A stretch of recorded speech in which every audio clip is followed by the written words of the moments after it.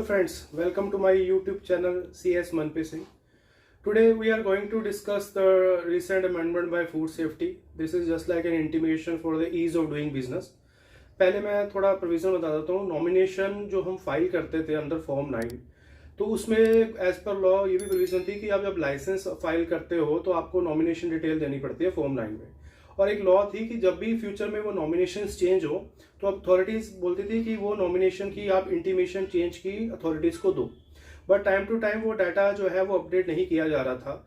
और फिर उसके बाद पैसेज ऑफ टाइम गवर्नमेंट ने एक नॉन फॉर्म सी लेके आए और नॉन फॉर्म सी में बोला कि आप जो नॉमिनेशन फाइल करते हो उसमें अगर कोई चेंज है तो आप नॉन फॉर्म सी फाइल कर दो, जो कि अप्रूवल मोड में था.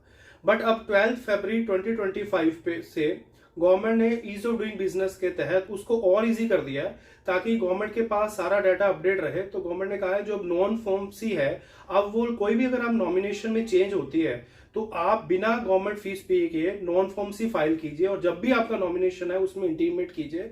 और सबसे बड़ी बात जो चेंज लेके आई है, गवर्नमेंट ने इसको ऑटोमेटिक अप्रूवल में रख दिया है. कहने का मतलब अगर आप किसी की चेंज इन नॉमिनेशन है और वो नॉमिनेशन आप फाइल करते हो तो आपको जो है ना गवर्नमेंट फीस पे करनी है फाइलिंग के लिए और ऑटोमेटिक अप्रूवल के लिए वो चला जाएगा और इस तरह आपकी जो फाइलिंग और अपडेट डाटा हो जाएगा.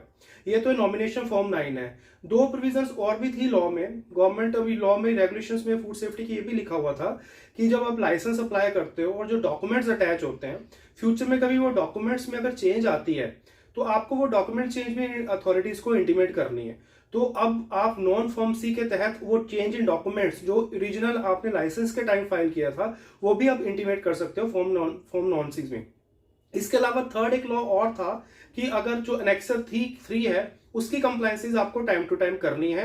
तो गवर्नमेंट ने वो भी नोटिफिकेशन में लिखा है कि जो एनेक्सर 3 में कंडीशंस दी हैं वो आप टाइम टू टाइम कंप्लायंस करिए. अदरवाइज अगर आप ये वायलेशन करते हैं और फॉलो नहीं करते हैं तो आपको heavy penalty under section 58 of food safety act के अंदर लग सकती है. So my dear friends, I believe कि ये जो नई नोटिफिकेशन आई है, गवर्नमेंट ऑफ इंडिया जो है वो बिजनेसमैन के लिए कंप्लायंस जो है वो इजी मोड में कर रही है ताकि हम कॉर्पोरेट गवर्नेंस को ध्यान में रखते हुए ज्यादा से ज्यादा कंप्लायंस करें. So this is all about the recent notification. I hope कि you are clear about this notification. अगर स्टिल किसी को कोई क्वेरी है तो वो नीचे के कमेंट बॉक्स में डाल सकता है. मैं और मेरी टीम डेफिनेटली उन पे रिवर्ट करेगी. Thank you my dear friends.